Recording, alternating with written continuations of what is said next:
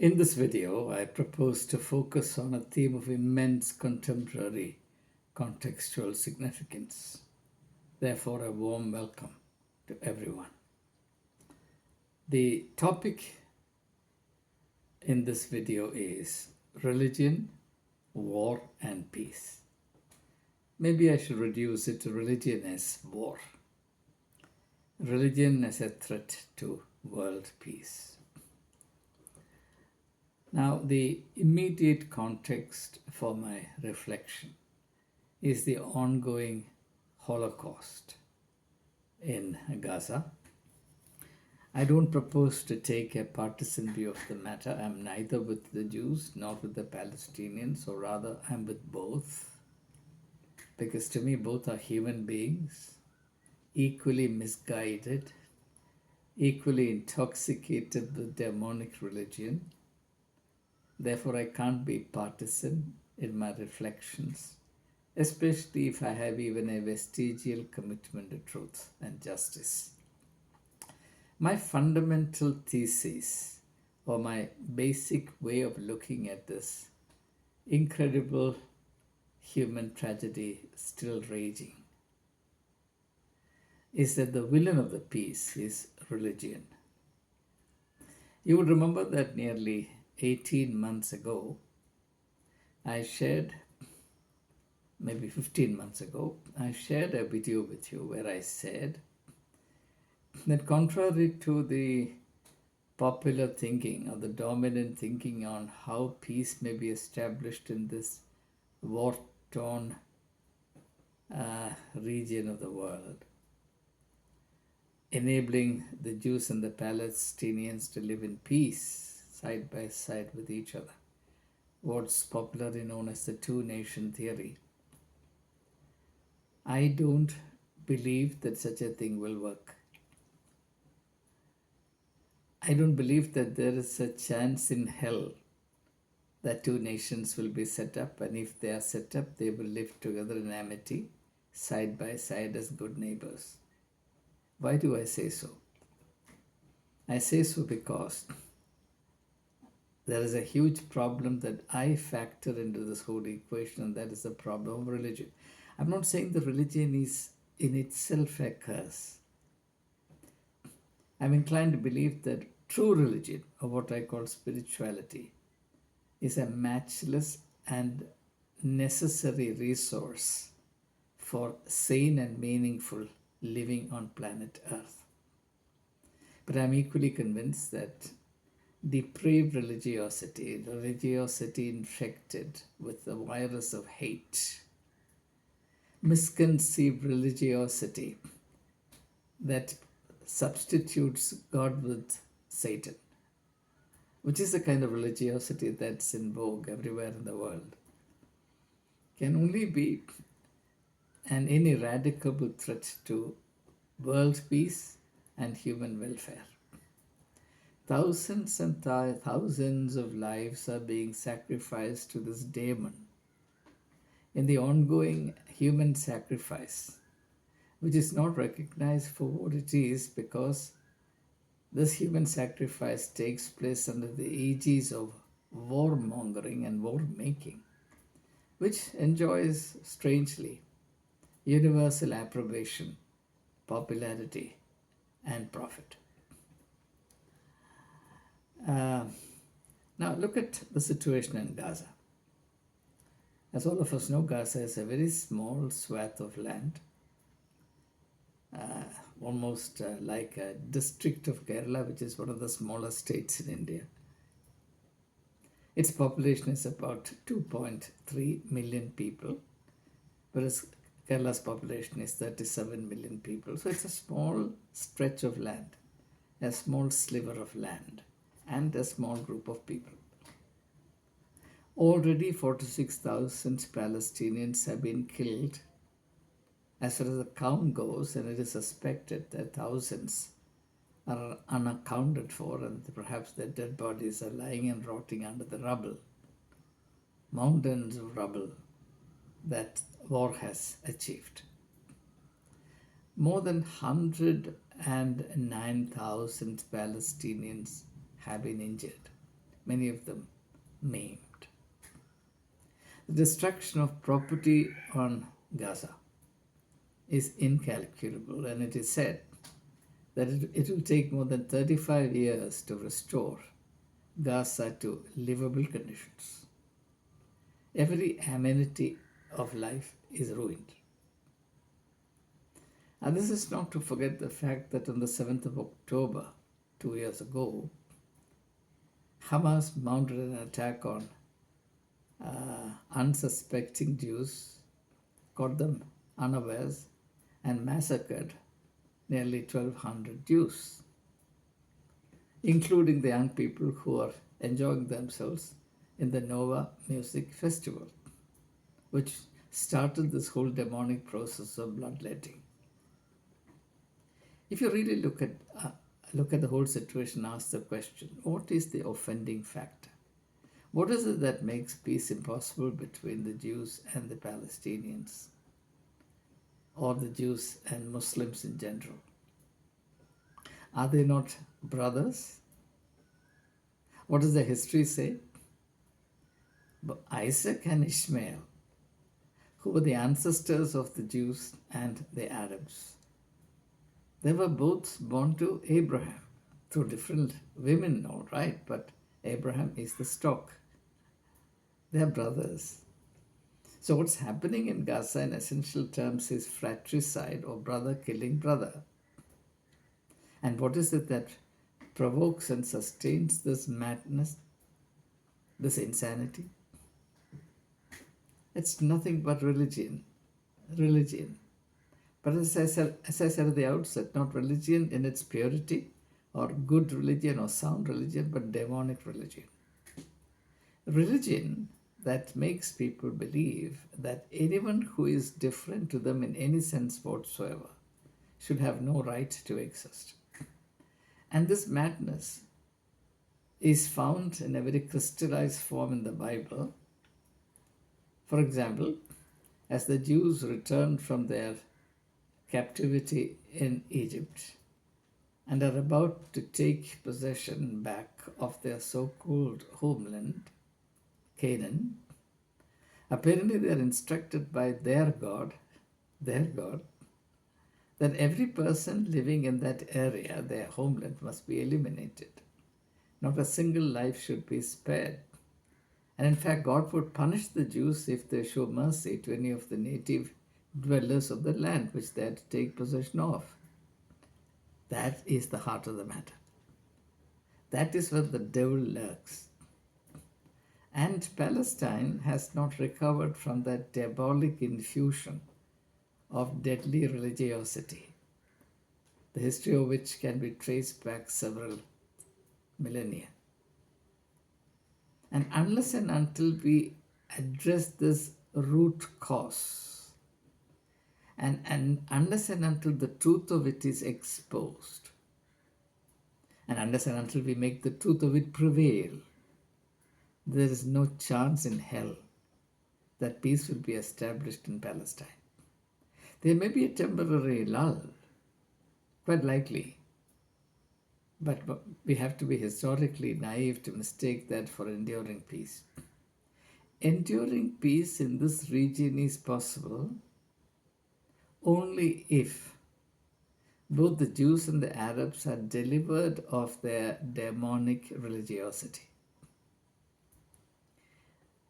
Unless and until we make true religion prevail. Of course, the question arises, who will do so? Who has the authenticity to make true religion prevail between these two brothers? Who knows true religion in the first place? Ever since the outbreak of this conflict, I have been inwardly focused more and more on this one question, a question that I actually began to mull over several years ago, but that point of reflection became far more intense and haunting ever since October 9 of 2023. And the Hamas attack on the Jewish settlements. What is religion? What is true religion? Now, on the one hand, we say that there is only one God. Interestingly, this is a common article of faith for both Jews and Muslims. Both are monotheistic religions. Now, that should have been actually the point of unity between them. But unfortunately, it became the point of irreconcilable opposition between the two because each began to insist that one's own version of the one true and living God is real, true, and therefore the other has to be ipso facto wrong. Therefore, one group becomes true believers and the other group becomes kafirs, unbelievers. And it becomes a sacred duty of believers to eradicate kafirs or to treat them as wild specimens of humanity and to have nothing to do with them. So the seeds of enmity are embedded in the religiosity that has taken these two people groups hostage. And I'm absolutely convinced, if others are not, I'm absolutely convinced that unless and until this poison is removed from them, unless both Jews and Arabs are detoxified of this demonic religiosity, they will never be able to live in peace. Now, this is where I believe the ministry of Jesus Christ can point to a possible direction of rapprochement or relief or breakthrough. What does Jesus represent? In contrast to the ethnocentric, exclusive religiosity of the Jews, a religiosity that they erected on very, very pathetic, unsustainable, unjustifiable premises, namely that they alone are God's chosen people and therefore they have some very special place in God's scheme of things, which then becomes the point of their superiority over all the rest.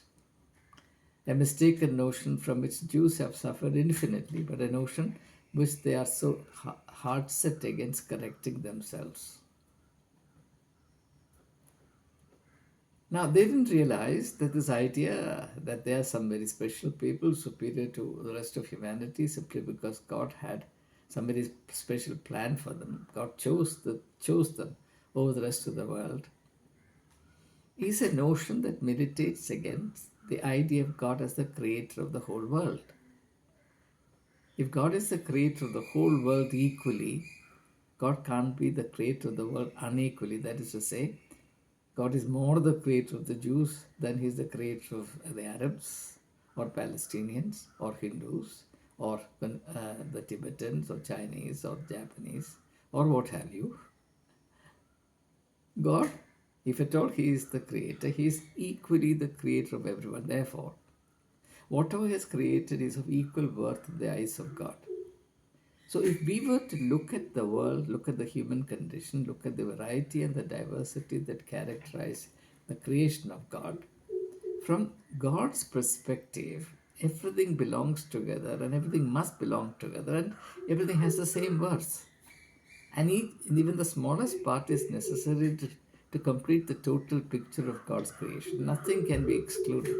Nothing is superfluous. But if you look at everything from the perspective of one of the small aspects of one of the small parts of God's creation, then I alone have a place in God's heart. The others are superfluous. In fact, if they also enter into God's heart, there will be accommodation problem. Therefore, in order to secure my place in the heart of God, which is necessary to corner all the blessings in the world, I have to eliminate them. Or I have to make sure that God dislikes them, and I'll use every means available to me to make sure that God's attitude to the others are corrupted, polluted, and made hostile. Now, I can't think of anything cheaper than this. I can't think of anything more subhuman than this. And yet, this becomes the point of the highest religious fervor. For example, the religious fervor that articulated itself as the prolonged crusades that were undertaken, as history tells us, under the exhortation of a Pope Urban II, if I remember right. This is what the priestly class or priestly classes of all religions have done. because their vision is essentially narrow. They cannot have a universal vision. A universality and priesthood are utterly incompatible. And yet, if you look at the founders of the religions and spiritual traditions of the world, you will find that each one of them was universal in his outlook. Think of Jesus Christ. Think of Lord Buddha. Think of Lord Mahavira. Think of the spiritual philosophy of Hindus, the core spiritual philosophy of Hinduism, which is Vasudhaiva Kutumbakam, which exhorts Hindus to see the whole world as one family. Think of the vision of even Prophet Muhammad, peace be upon him. Tell me which spiritually enlightened person advocates a divisive attitude to humanity. If there is a slightest element of spiritual enlightenment in us, the first thing that happens to us is that all fetters of regionalism, division, discord, discrimination, separatism, exclusivity fall off. And the scales fall from our eyes, as it happened in the case of Saul before he became Saint Paul the Apostle. And he begins to see the world very differently. The problem today is that the religions of the world are guided, presided over, and hijacked by the souls of the world and not by the Saint Pauls of the world. This is the essential problem that is convulsing the people of this region. And that is the reason why, in spite of the fact that the destruction of life, limb, and liberty that has happened in the small region is so horrendous, it doesn't seem to bother the conscience of the rest of the world, because everybody knows at the back of their minds that this problem cannot be settled unless and until the problem of religion is settled. Now, think in the same context of situation in India. I'm convinced that the foremost threat, the greatest peril before Indian democracy is religion. By the Constitution of India, we are a socialist, secular, democratic republic. Today, that fundamental character of the Constitution is in serious danger. That is because a particular religiosity, which is exclusive, which is divisive, which on the one hand theoretically subscribes the idea that the whole world is one, which also tries to promote pan-Indian Hindu unity, is actually promoting disunity between Hindus and all the rest. Because according to this line of thought, the only way Hindu unity can be promoted and preserved is by promoting disunity between Hindus and others, treating others as hate objects. And therefore, the problem that's emerging in India also presupposes the problem that I'm dealing with, namely a demonic understanding and a subhuman practice of religion, which is a frontal insult to the idea of God. And I'm particularly distressed here to say that the Christian bishops in Kerala are playing into this very same project, demonic project, as though that's the only strategy they can think of in order to protect their own backside. I wish to say nothing more about it. So, coming back to the tragedy that is still raging in Gaza and adjoining areas, mercifully, the turmoil in Lebanon seems to have subsided for the moment. We do not know how long this precarious peace will last. Even now, sporadic attacks are taking place. Other nations and peoples in this region are also poised to be affected. What has happened to Syria, we know, and now the focus seems to have shifted to Yemen. Yemeni capital is being bombed. The Houthis are being targeted. The Houthis on their part are doing everything possible to provoke attacks upon them. And they have, of course, the righteous excuse that they are acting, they're doing whatever they're doing in solidarity with their brothers who are suffering in Gaza, which seems to make sense. But ultimately, there again, the problem is the same thing. It's religion, it is religion, it is religion. And therefore, now I'll conclude on this positive note. the great message that the human tragedy in progress in Gaza is presenting to the world humanity, presenting to the conscience of humanity, is the challenge to re examine the idea of religion, which has been deformed and propagated, and which got deeply entrenched into the attitudes, assumptions, and presuppositions of the people, and therefore it governs the agenda of the people all over the world. This is the reason why people mistakenly say that religion is the plague spot. Actually, religion is not the plague spot. Religion can be a great blessing to humanity, but depraved religion, demonic religion, which, as the great English satirist Jonathan Swift says, we have just enough religion to make us hate each other, but we don't have enough religion to help us love each other. It's very true. That kind of religiosity. That is not religion. Call it by any other name you like. Call it demonic religion. True religion starts with the assumption that the whole world is one. Why? Because God created the whole world. None of us, no human being created this universe. So the fundamental premise, the starting point of religion is that this world over which we fight is not our birthright, it's not our private property, it's not something that we have created for ourselves. It is something that has been entrusted to us, and therefore we cannot claim it as our freehold. Every person, every people group has a legitimate claim on the spaces and resources of planet Earth.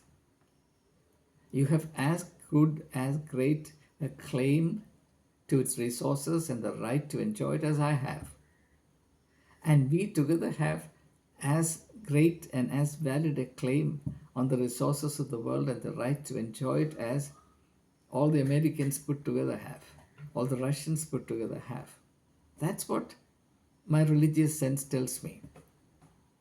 But that's not what the religiosity that's been propagated over a period of, particularly what I call imperialistic religiosity, that is conquest centric or conquest driven religiosity, which impels people to believe that it's their sacred duty to prevail over the practitioners of other religion. And in the Christian context, there was this Elijah project, I forget it. Anyway, the project, I forget its name, by which, funded by American money, the mighty dollar, Christians all over the world were made to believe the Joshua Project, the Joshua Project, funded by millions of American dollars, deceived people into believing that it was God's intent and God's ardent wish that all other religions be conquered over planet Earth and only Christianity be made to prevail. So the Globe for Christ, hundreds of seminars nationally, globally were organized in the 80s, 70s, 80s, 90s. And I have to confess that I participated in several of them until I got fed up with the stupidity that was being spouted. And I realized that these were idiots who only were centered on having a good time because of the easy inflow of American money. It is often dishonesty, greed, corruption, covetousness that dons the mantle of piety, and people have a five-star life in the name of Jesus Christ, and they come up with the stupid things like the project I referred to. The aim of the project was to conquer all other religions and to claim the globe for Christ.